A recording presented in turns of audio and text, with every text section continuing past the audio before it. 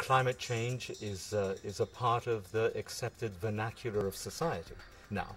Nobody who has any level of consciousness or awareness would dispute the fact that climate change is a reality. We think that in California alone, there is the potential for 10,000 megawatts of solar, which would constitute almost a quarter of the electricity that we currently generate. The goal of this exercise is to reduce our emissions of carbon dioxide and other greenhouse gases. But at the same time, we have to keep the lights on.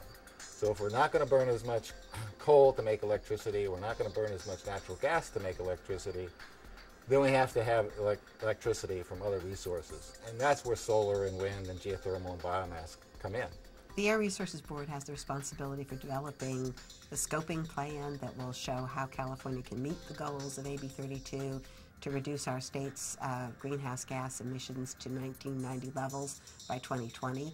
That represents almost a one-third cut in what we're emitting today. So it's a very ambitious target. If the state is going to achieve its AB 32 goals by the year 2020, we absolutely have to get started immediately. It will take us at least that long to build all the transmission that we need to make sure that the people of California have access to this energy.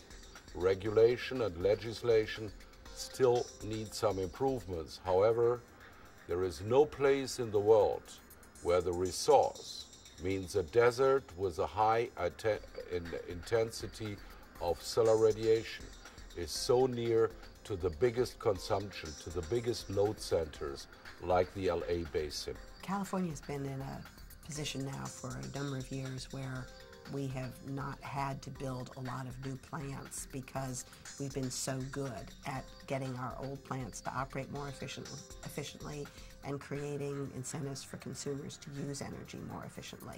But we're moving into a point now where we are going to be needing new energy generating capacity. And the significance of the solar technology is that it is available when we need electricity the most. The Mojave provides a world-class resource. It'll, without a doubt, help us reduce our greenhouse gas emission profile here at the department, which is an objective that we're absolutely committed to. We know right now, sitting here, there are going to be compromises that have to be made. When you look at the bigger picture and the effects of global warming and climate change on these ecosystems, we have little choice. If we want to see Joshua trees in Joshua Tree National Park, we need to do something about global warming and climate change, and we're running out of time. Although the desert may seem to be empty to some people, those of us who know it and have worked with it realize that it's a home for all kinds of diverse plant and animal species, and it's very easily damaged, and it doesn't regenerate itself quickly. So it's important whenever we do anything in the desert that we design it carefully to minimize the adverse effects, and that we not just assume that the desert is a place where it's okay to put anything that you don't want somewhere else. We certainly know how to build new power lines. The utilities do that all the time. That's not the problem. The hard part is figuring out where these things are going to go. We look around at where you do these technologies. Well, you can't do wind everywhere. Wind has to be done where the wind blows. You know, the Gobi Desert, the Sahara Desert also have solar resource or solar radiation levels of the same or greater quality than California, but they're thousands of miles away from where the electricity is needing to be used. In our case, the solar resource is within 100 miles of the homes and businesses serving 10 million people. When it comes to the economic benefits of clean solar and clean renewable technology, one needs to look at the complete picture. We need to face the fact that we're in the dawn of a new era. A new economy is about to be born. If we can develop domestic green technologies and green industries, we can also create jobs, and there'll be jobs that will be useful on into the future. The City of Los Angeles and the Department of Water and Power in particular truly want to be a leader in the development of renewable energy resources. California will have the biggest and boldest renewable build out.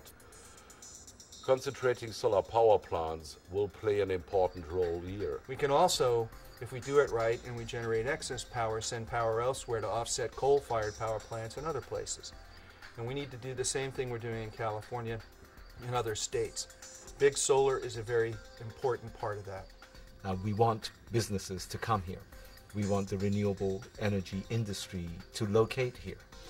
We want the economic engine and the job creation engine that this new vibrant industry brings with it. You know, we need utilities, obviously. We need the generators. We need the environmentalists. We need the regulators. We need the local government officials. We need the governor's office. We need everybody involved in this process to sit down and say, we're going to do this. Let's figure it out. CERT has been a unique organization, as far as I know, in bringing together environmentalists, energy efficiency and conservation advocates, and developers and owners of advanced technologies that are renewable. We are right now under the orchestration of CERT and the California Energy Commission on the Renewable Energy Transmission Initiative.